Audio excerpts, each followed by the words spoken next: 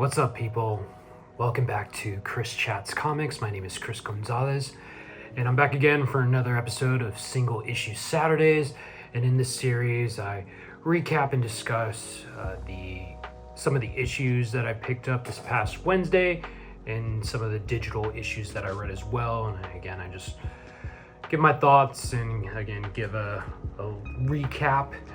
And this week, I'm going to be going over 4 physical issues and then 1 digital issue.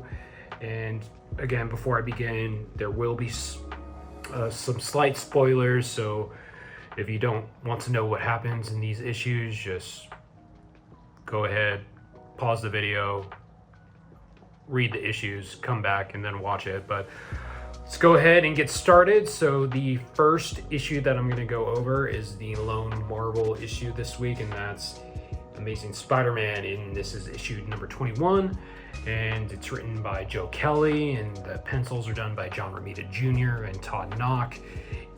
Inks are done by Scott Hanna, who did the inking for John Romita Jr., and Todd Knock did his own inking.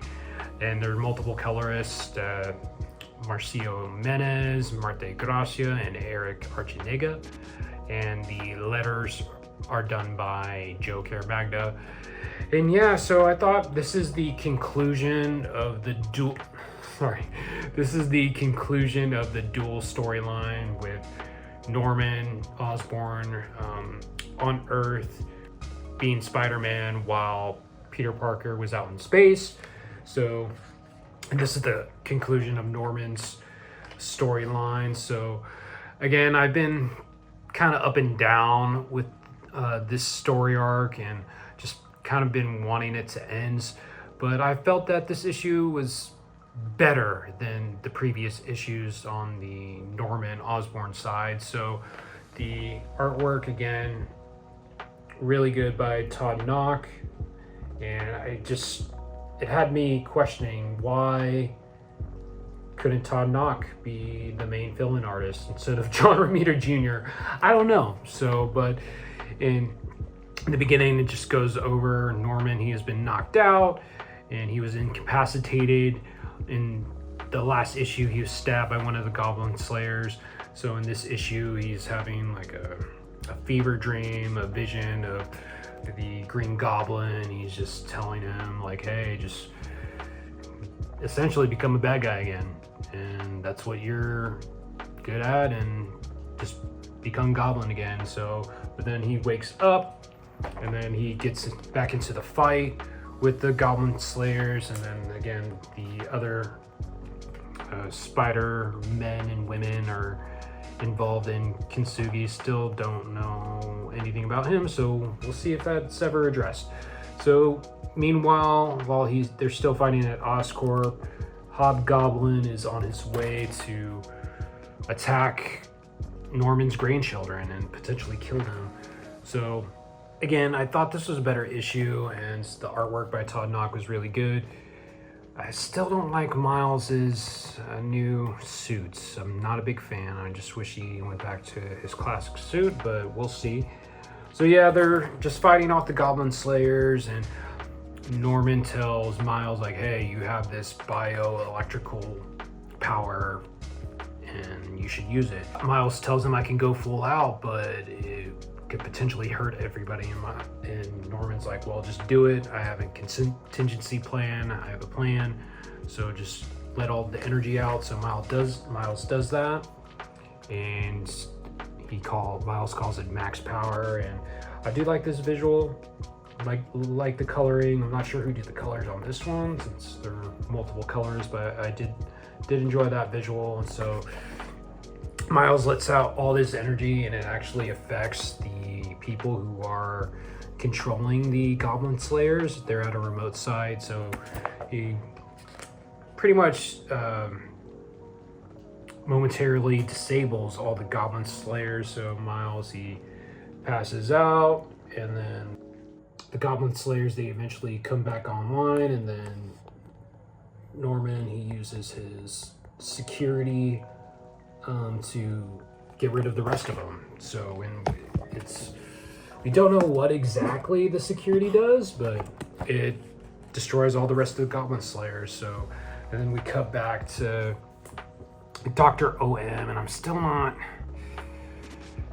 They keep leaving breadcrumbs about the storyline involving her son, but I don't really care. I honestly don't care about her subplot.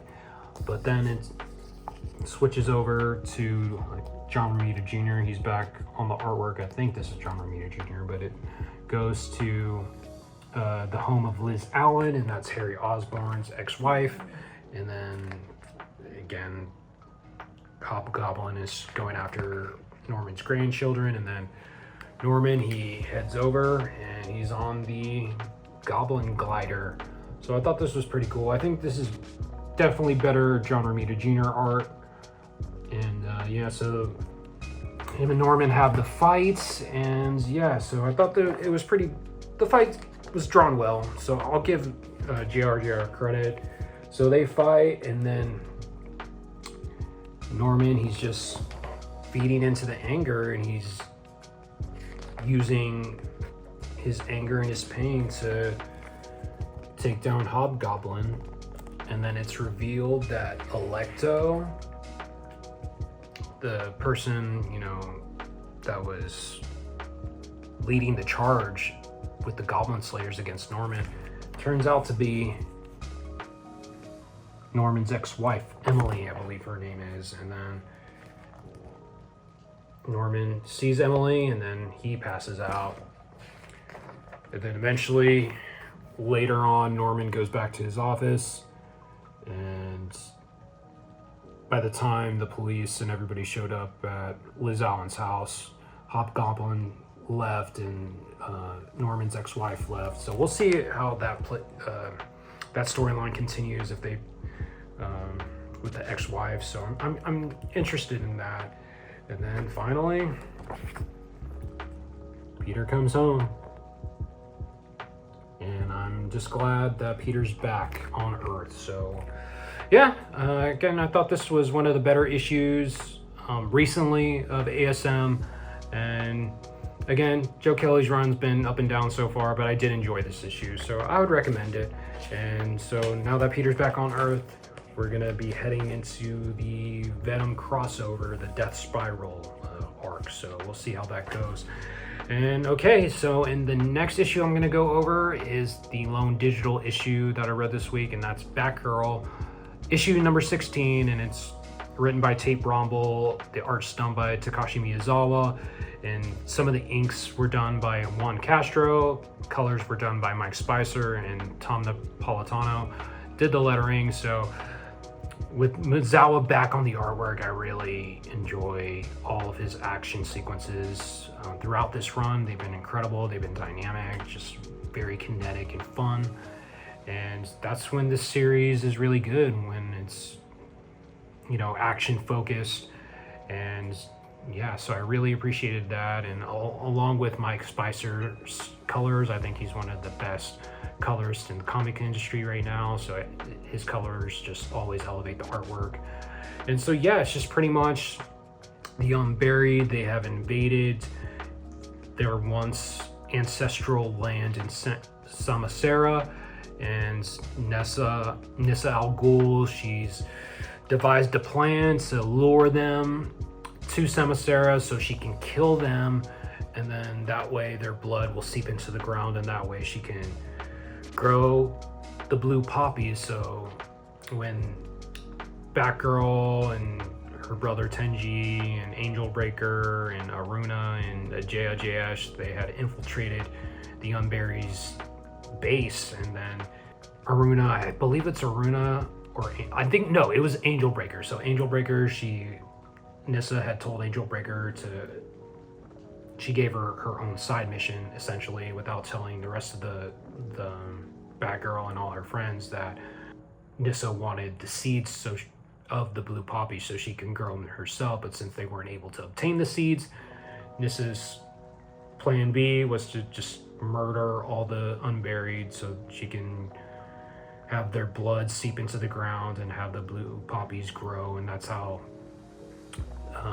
it happens all those years ago when Ra's al Ghul had the Unburied killed. So Batgirl is not a big fan of this plan, and so she's caught in the struggle of, does she want to seek revenge against the Unburied for killing her mother, Lady Shiva, or does she want to, be the bigger person and, let that go? And, because violence always leads to more violence. And so essentially this issue is just a massive fight between the Unburied and the League of Shadows, and just Batgirl determining what if she wants to seek justice or not for the murder of her mother. And at the end of the issue, she eventually chooses to let it go and just to choose peace and to choose her family instead of seeking out more violence. So I really appreciated that. And Jaya, she was also revealed that she's a double agent, and she was actually working with the Unburied, but Aruna, using her powers to shapeshift, and she can peer into the minds and obtain the memories of those who she changes into. So she touches Jaya, and she sees that Jaya's essentially a double agent. She's not even loyal to the Unburied. So I'm curious to see what Jaya's intentions are and what her motivations are and what her plan is. So I was curious about that. And even though while it did take a lot of strength and courage not to take revenge against the Unburied, Cass choosing to let them live at the end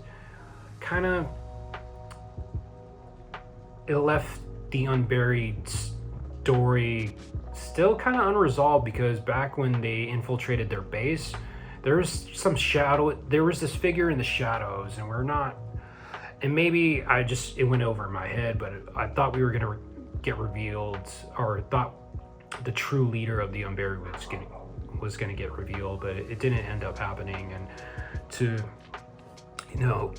stop Nyssa from attacking the Unburied, Cass, she uses the healing technique that Jaya taught her to subdue Nyssa without having to kill her. So I thought that was cool. And then Aruna, towards the end, she changes into one of the Unburied soldiers. So she essentially is infiltrating the Unburied. So we'll see where that goes. So for now, the Unburied story arc is done. And now Cass is going back to Gotham. So I'm excited to see how what happens in the next story arc. So definitely recommend Batgirl issue number 16. And next issue I'm going to go over is Knightfight, and this is issue 4. It is the last issue of the 4-issue miniseries, and it's written by Joshua Williamson. The art's done by Dan Mora. The colors are done by Triona Farrell, and once again, Tom Napolitano is on the lettering. And yeah, so we start off with, at the end of the last issue, Bruce, he was brought into an alternate reality by the Heart of Apocalypse. In this reality, Damian is Batman, but in Damian's version of Gotham is essentially healed and doesn't need Batman anymore. So, and Damian also introduces Bruce to Bruce's grandson, named Alfred. So we start with Alfred, or the grandson, Alfred Wayne. He does this drawing, and we see a version of Gotham that we've never really seen before. Again, it's healed, it's bright, it's vibrant. It kind of reminds me of Metropolis.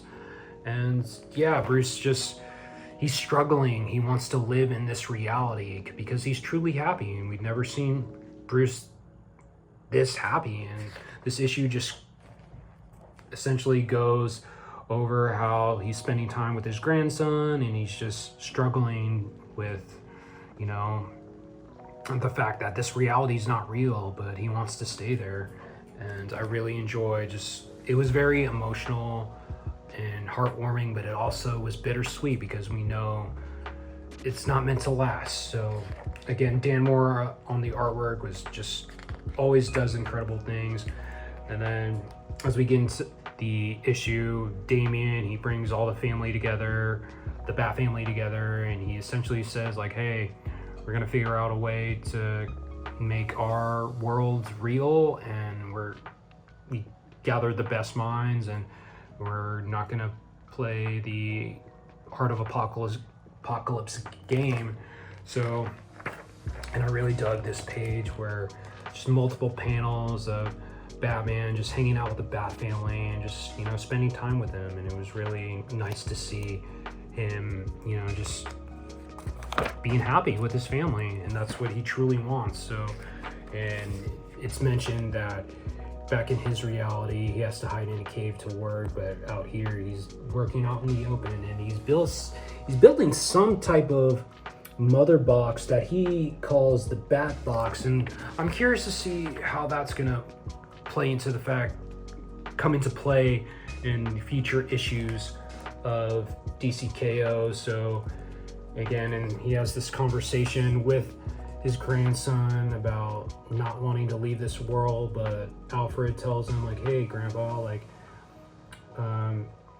your sons and your daughters, they're who they are because of you, so they want you to go back into the tournament. So they ended up, Damian and Bruce, they go with the Heart of Apocalypse game, and they're like, let's fight.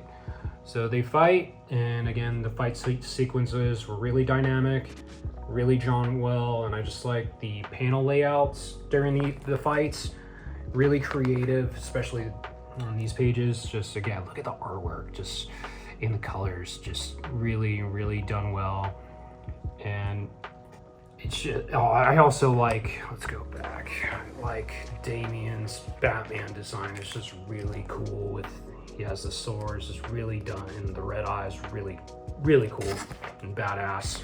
So they fight, and they're holding back, but then they go all out and they fight for hours, and then Damian gets the best of Bruce, and then Damian's telling Bruce like, father, you have to get up, and Bruce is like, I can't win, and then test is complete.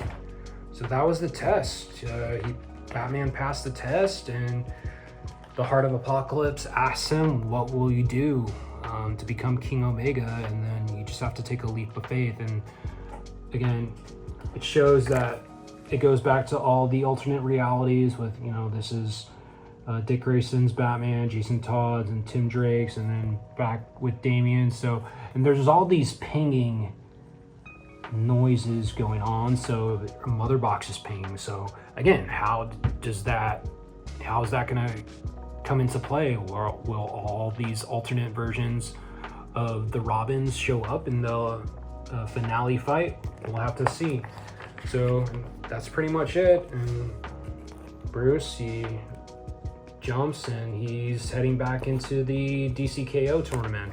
So really great issue of Knightfight. I think Knightfight's been the best tie-in series of DCKO, definitely. So, and I think this might be the best issue of the miniseries. So definitely worth checking out. If you haven't gotten the issues, I'm pretty sure it's all going to come in a trade paperback. Definitely check that out if you're waiting. So yeah, highly recommend Knightfight issue number 4. And let's go ahead. Next issue is the other DCKO tie-in, and that is the boss battle one-shots. And it's essentially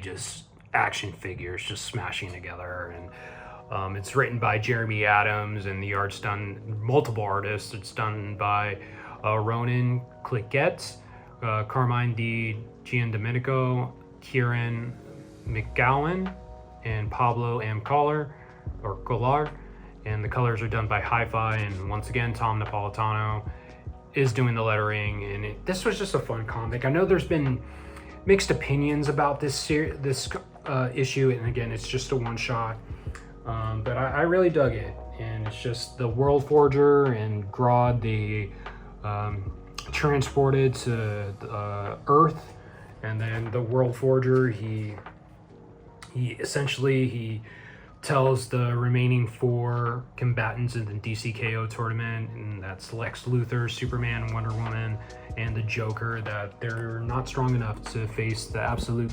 counterparts of Batman, Wonder Woman, Superman, and Booster Gold, aka Darkseid.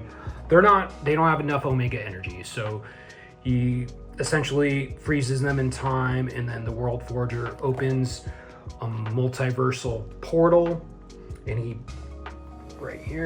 brings back fallen combatants in Black Lightning, Plastic Man, Batwoman, and Sapphire to assist the final 4 combatants, and the World Forger is going to send these guys out into different realities to gather enough Omega energy so they can fight the absolute versions.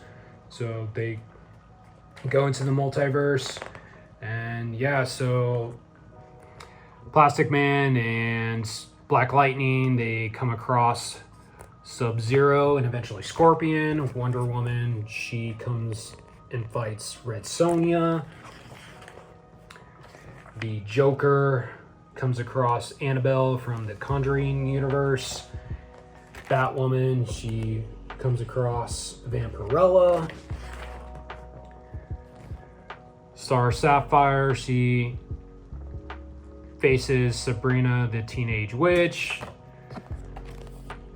Lex Luthor faces off Samantha Strong from Beneath the Trees Where Nobody Sees, the IDW comic, which is really good. You should check it out.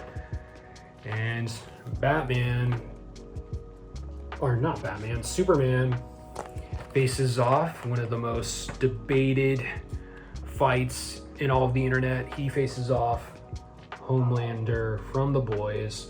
So yeah, I thought this issue was really fun. Again, going into this comic, you can't really take it seriously. It's supposed to be fun, and I thought it was fun. There's really no stakes, honestly, and yeah, I just thought the artwork was pretty cool, and it's just, it's cool to see these characters from these different IPs facing off with one another. I mean, I wish we had like a little more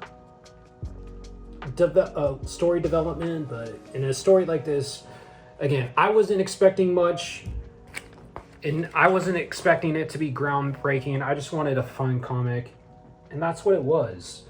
So they gather enough Omega energy, and this is really cool. Double page spread of all of them fighting. But yeah, eventually they gather up enough Omega energy, and then they continue to the remaining 4 continue their next fight into DCKO issue number 4, and I think that's going to come out next week. So I thought this was fun. Nothing serious, nothing groundbreaking. It was just a fun comic. I recommend it if you want to see these characters interact with one another. So, and the last issue I'm going to go over is Batman, and this is issue number 6. And this is written by Matt Fraction. The art is by Jorge Jimenez. Colors are by Timu Mori. The letters are done by Clayton Cowles, with Jorge Jimenez assisting with the lettering. And yeah, so the last issue number 5, ended in a cliffhanger where, Bruce and Dr. Zeller, they were on a date night, and then they got interrupted by a bunch of assassins who were looking to collect a bounty on Dr. Zeller. And they eventually get away, and Damian, he tries to help, and he accidentally calls Bruce's father in front of Dr. Zeller. So you're made to believe that Dr. Zeller, is she going to find out that Bruce is Batman? Well, not really. So it starts off with immediately after the fact, and just a couple pages, they're just having an awkward conversation about what happened, and it's revealed that Dr. Zeller, she doesn't think Bruce is Batman, which that's the only critique I had, is she's supposed to be this really intelligent woman, and she can't put two and two together that Bruce is Batman. But it's whatever. It's a comic.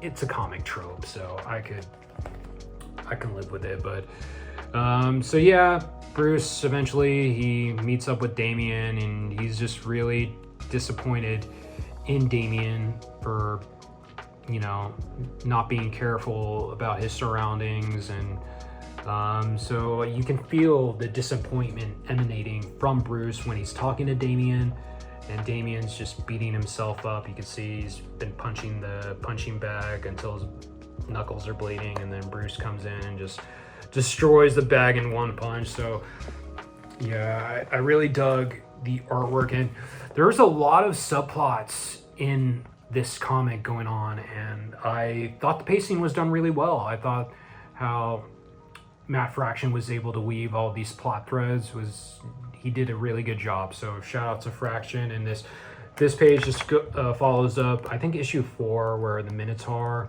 he had killed all, you know, his associates, like family member, not all of them, just a member of their family, to, you know, to get them in line. And this just deals with the aftermath of that. And then one of the gang members talks to Hugo Strange, because essentially Hugo Strange is the one who put out the bounty against Dr. Zeller. So Hugo Strange is essentially, he's like, oh, well, I'm just gonna, if you couldn't get the job done, I'm gonna get it done myself. And then cuts back to the old news reporter and the kid who had filmed Vandal Savage plant evidence at the crime scene to frame Batman. They go and meet up with Harvey Bullock to discuss the video, and Harvey just essentially warns them and tells them, like, hey, like, be careful, because the police officer who was also at the scene, he ended up dying. Someone strangled him. So Harvey tells them to watch their backs. And then so Hugo Strange, he lets out his monster men, and essentially, I think this is the same woman who that kid was talking to back in issue 3, 2 or 3. I think, yeah, it's either 2 or 3. So she's calling on Batman. Batman shows up and he disposes of the monster men. But again, beautiful artwork by Jorge Jimenez, and again, the colors by Timu Mori just elevates the art. And just look at this, really cool.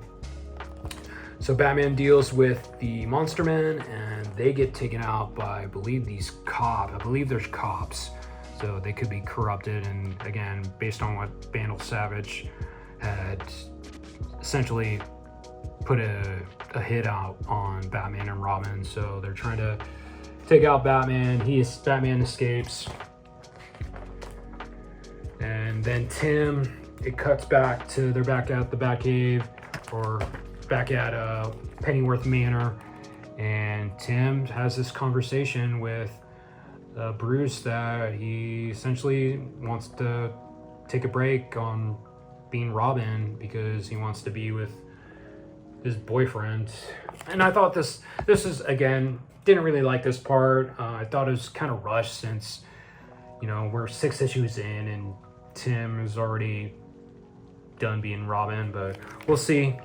He's gonna come back. But I did enjoy Tim's conversation with Damian, and Damian's pissed off at Tim that he quit. And it's kind of funny how that Damian's, giving Tim shit for quitting, but in Philip Kennedy Johnson's Batman and Robin run, there's a huge arc where Damian was contemplating on quitting being Robin. So yeah, the synergy is not really there. But I did enjoy the scene. It was really emotional. And it was heartfelt. And I did like these last 4 panels of Damian, Dr. Zeller, the mob boss that had their family member killed by the Minotaur, and then Batman. They're all in the same position, and Batman's like, Well, what a long night. And I like that transition into the credit page and the issue's titled Long Night. So really another great issue of Batman, and then we get kind of like an epilogue of Dr. Zeller. She's talking to one of her patients. You don't know who she's talking about. They're going over the bad dates that Dr. Zeller had, and it's revealed that it is the Joker. He is one of her test subjects. So great cliffhanger. I'm interested in seeing how it plays out, how the Joker comes into the story. And yeah, that was Batman issue number 6, another great issue. And Matt Fraction's run's been really fun, and I've really enjoyed it. So yeah, that was it. Let me know if any of these books, if you read them, and if you have, let me know your thoughts about them in the comments. And yeah, just leave a like on the video, smash that like button. What are you doing with your lives? And yeah, share the video and subscribe to the channel if you haven't. And yeah, just thank you again for those who are watching. This is Chris Chats Comics. My name is Chris Gonzalez, and I'll see you next time. Peace out.